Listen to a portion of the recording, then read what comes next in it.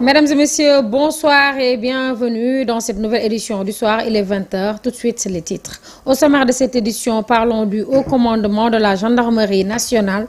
Le général Martin Faye est désormais installé et a pris fonction ce matin. Il est nommé à la tête de cette institution en remplacement du général Moussa Fall lors d'une prise d'armes à la caserne Samba Diéry Diallo de Dakar. Vous suivrez un compte rendu de Ndella Ndiaye dans ce journal. Et puis, de retour au Sénégal, Amadou Ba, l'ancien Premier ministre et candidat à la présidentielle des élections précédentes, a été accueilli à l'aéroport international de Blaise Diagne par ses militants. Le principal rival de Bassirou Diomaye Diakhar Faye est-il revenu pour assumer pleinement son rôle d'opposant en tant que chef de l'opposition? Aïssatou Ba tentera d'y répondre dans cette nouvelle édition du soir. Problème foncier. Les populations de Sindou ont procédé ce dimanche à une marche de protestation. Pour motif, ils réclament 250 mètres carrés de leur terre. Prix est rajouté par l'État du Sénégal à 400 autres hectares au profit du port minéralier et vraquier. Une rencontre avec la presse a permis au comité de pilotage mis en place d'interpeller le président de la République, Bassirou Diomaye Diakhar Faye, et le convaincre à sortir un décret qui met fin à ce qu'il appelle une injustice. Mesdames et messieurs, c'était les titres. Dans un instant, le développement.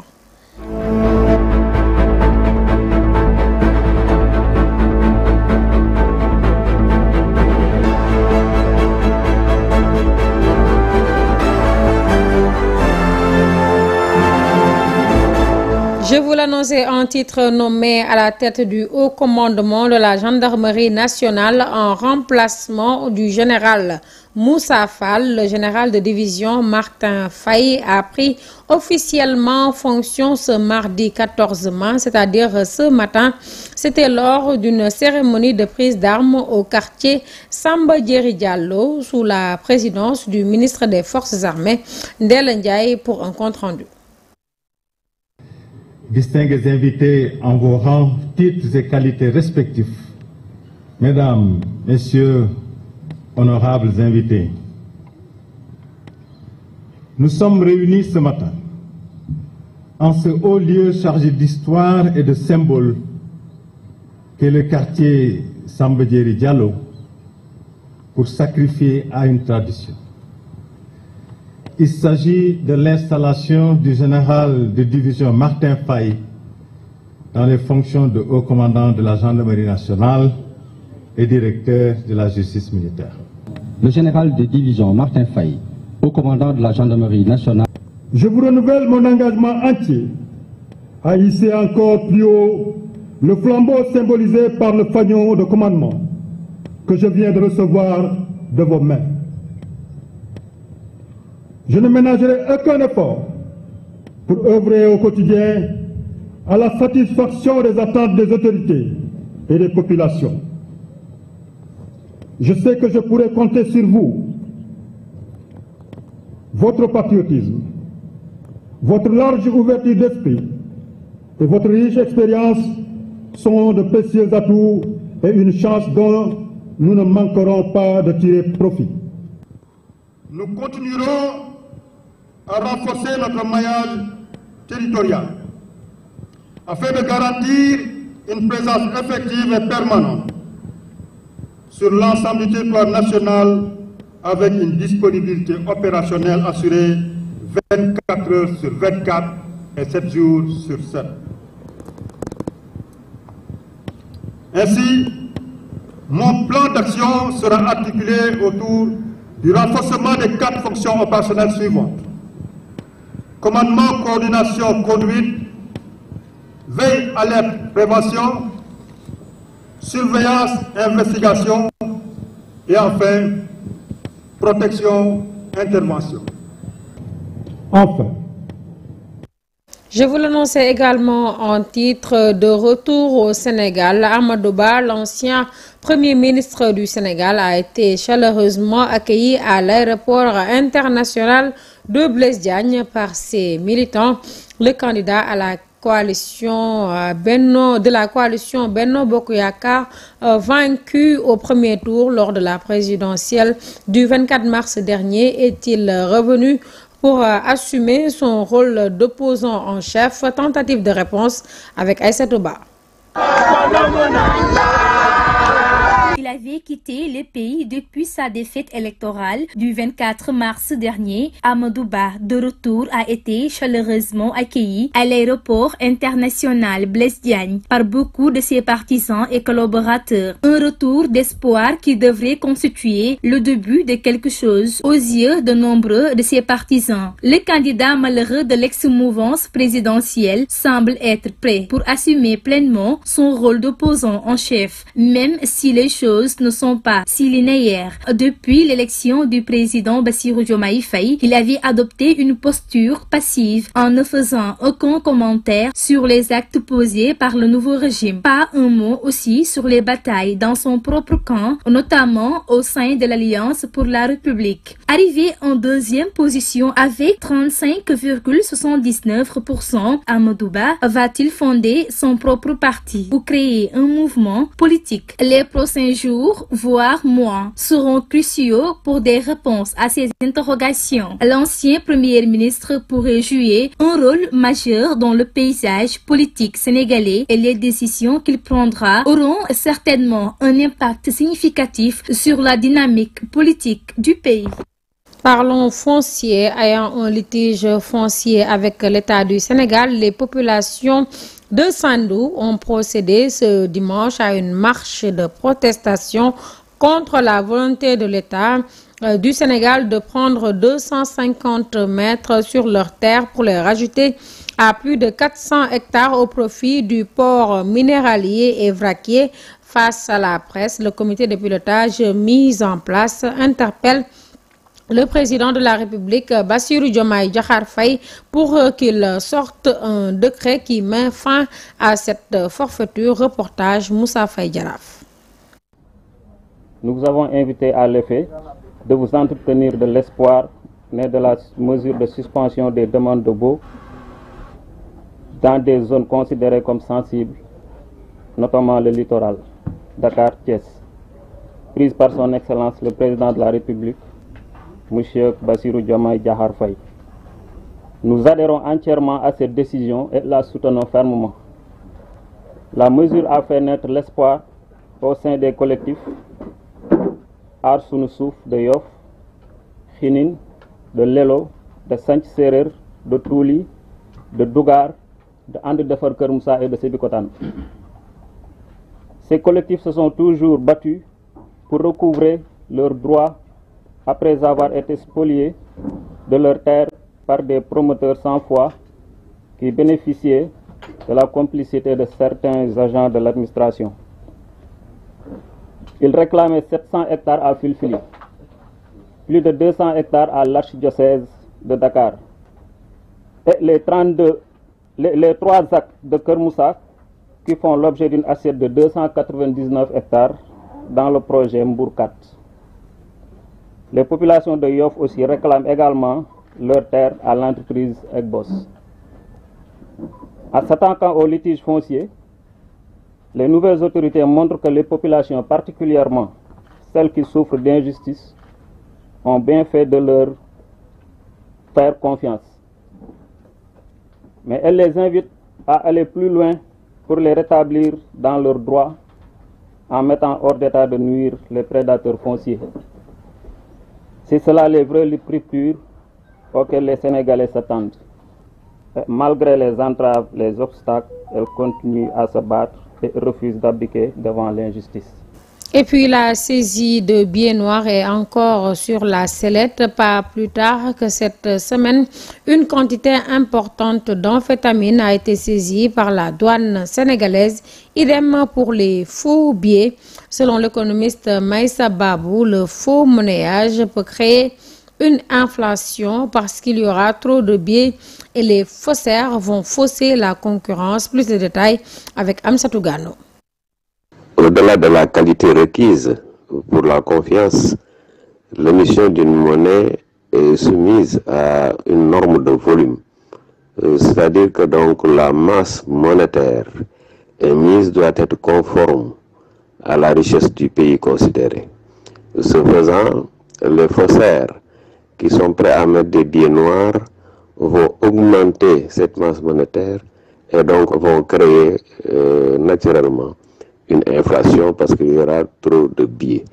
C'est la première conséquence. La deuxième conséquence, c'est que quand quelqu'un détient autant d'argent qu'il veut blanchir, il va avoir des conséquences dramatiques sur l'économie en général parce que à côté d'une boulangerie, s'il crée une deuxième boulangerie, il ne va pas chercher la rentabilité normale, mais il peut bazarder ses produits et donc fausser la concurrence et mettre en péril tous ses concurrents parce que lui, ce qu'il cherche, ce n'est pas une bonne rentabilité, mais plutôt de blanchir son argent. Ce sont donc là des considérations factuelles qui font que détenir une monnaie doit être quand même basé sur le travail. Et parce que ce travail-là crée la richesse et c'est à partir de cette richesse-là que donc la masse monétaire doit être faite. Parlons transport, inauguré officiellement le 14 janvier 2024 par l'ancien président Macky Sall. Le BRT est toujours en phase test. Le démarrage du transport des personnes n'est pas encore effectif. Une lenteur que la plupart des Sénégalais trouvent incompréhensible. De même, ils estiment que le BRT devrait participer à faciliter le déplacement dakarois, mais il crée plutôt des embouteillages au niveau des feux de signalisation se situant sur son itinéraire. Un micro-trottoir réalisé par Darofal. Waaw BRT bi de li suñu xalaat bon bala na bëriwul quoi parce que gis nañ ni daal baax na trop wax dëgg. Le BRT, a priori, c'est une bonne chose. Il peut faciliter la circulation de la population. Mais ces va-et-vient qu'il effectue chaque jour depuis quelques mois sans transporter personne est une perte. Je ne sais pas s'il consomme de l'énergie comme de l'essence, de l'électricité ou le solaire, mais c'est du gaspillage. Bu doon commencé na fonctionner yaakaar naa dina gën a am solo. Waa xanaa ñaan yàlla mu daw ci jàmm ak salaam. Nous prions Dieu pour qu'il commence en paix. Nous, les Sénégalais, on doit être un peu patients. Ce retard noté pour le démarrage, je pense que c'est à cause du changement de régime. Donc, je le rappelle encore, je pense qu'on doit être un peu patient et il démarrera quand il sera prêt. Waa xanaa sama xalaat mooy ñaan yàlla rek mu daw ci jàmm ak salaam te bañ a yàkkam. Oto yi tam taximaan yi. Nous, les taximans, le début du fonctionnement du BRT va nous causer beaucoup de problèmes, puisque cette taxe Dakar-Guédiawaye nous permet de gagner beaucoup d'argent. Mais le BRT reste une avancée pour le transport ici au Sénégal. Donc, c'est une bonne chose pour la population. Moi, je déplore les embouteillages causés par le BRT. Au passage, il bloque souvent la circulation et il ne transporte personne. À chaque fois qu'il arrive au niveau d'un rond-point ou des feux rouges, toutes les voitures s'arrêtent pour lui céder le passage. Donc, je pense que les feux qui sont là devraient aider les voitures et les personnes pour la circulation, mais c'est les policiers et les gendarmes qui se pointent là-bas pour bloquer les gens à l'arrivée du BRT. Donc, je pense que le BRT ne fait que ralentir et bloquer la circulation. Restons dans le même sillage entre tchak-tchak et taxi. La mayonnaise ne prend pas. L'arrivée des motos tchak-tchak, des taxis modernes et clando qui portent préjudice au business des taximens qui sont confrontés aux réalités d'une concurrence qu'ils qualifient de déloyale, une situation tant déplorée par les conducteurs de taxi qui parlent de baisse de revenus. Aïssa Touba pour plus de détails.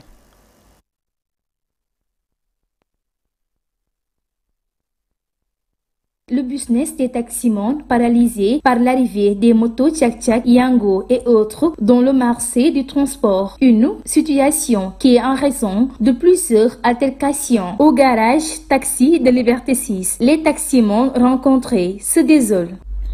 Parfois, nous avons du mal à avoir des clients. Nous avons dénoncé toujours les nouveaux venus dans le secteur des transports en vain. Ils doivent arrêter aussi bien ceux des Yango que les tchak-tchak. Ce phénomène qui prend plus d'ampleur dans le secteur du transport est une concurrence déloyale, selon ce taximan. Nous payons des taxes à l'État. Nous passons régulièrement des visites techniques et ça se fait chaque 6 mois. Nous devons aussi avoir une licence et nous procurer une assurance. Alors que pour les particuliers, ce n'est pas le cas. En plus, les autorités doivent revoir la manière d'octroyer les autorisations de conduite de taxi. Les véhicules particuliers, communément appelés Wargaini, ont aussi perturbé le secteur du transport interurbain. Pour le transport urbain, il y a les autres qui nous font une concurrence déloyale, alors que la loi ne l'autorise pas. Et dans sa résidence, à la résidence de la famille des Khadr à Diofior, que le khalife général des Khadr de Nimzat, Cheikh Sidil Khair Aïdara, a fait face à la presse pour une importante déclaration. Ainsi, il affirme que le siège des Khadr est bel et bien à Diofior, contrairement à ce que pensent certains, mais aussi il demande de le rejoindre pour faire véhiculer le message légué par ses ancêtres Abdoulaye Dieye, Boubacar Diagne. liñ fiy leeral tey muy message bi nga xam ni suñu waajur Depuis le décès de notre défunt père, Cheikhna Cheikh Aya, beaucoup de choses se sont passées, surtout des spéculations concernant le khalife des Khadr. Certains même disent qu'il y a 3 voire 4 khalifes, alors que cela n'est pas conforme avec la religion islamique et ni avec les coutumes. La pluralité des khalifes n'existe et n'existera jamais. Chaque être est libre de confier son patrimoine à la personne en qui il a confiance. C'est d'ailleurs la raison pour laquelle Cheikhna Cheikh Sadbou est devenu l'héritier de la couronne. Après sa disparition, il n'est écrit nulle part dans le Coran que c'est l'aîné qui doit succéder la couronne, mais la personne apte à diriger. Si tel est le cas, je ne parle même pas de Khoussamata, mais son père Saïd ne doit pas diriger Aboubakar Sadiq. Un autre exemple, Cheikh Mohamedoul Fadel, durant son existence, avait confié la tâche à son fils alors qu'il avait des frères plus âgés que lui. Juste une précision, ici au Sénégal, le siège des Khadr est bel et bien à Diofior.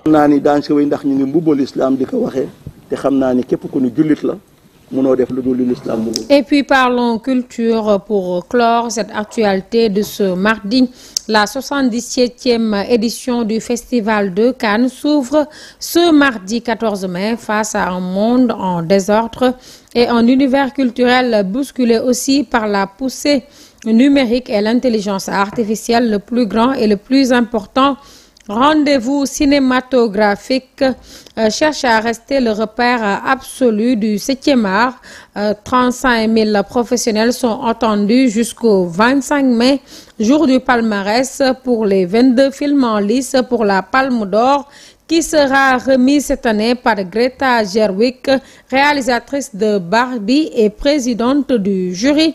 L'année 2023 a été exceptionnelle pour les films africains, révélant ainsi une nouvelle génération de cinéastes venus du Sénégal, du Soudan, de la Tunisie, du Cameroun et d'ailleurs pour cette 77e édition, la présence est constante bien que moins importante en nombre.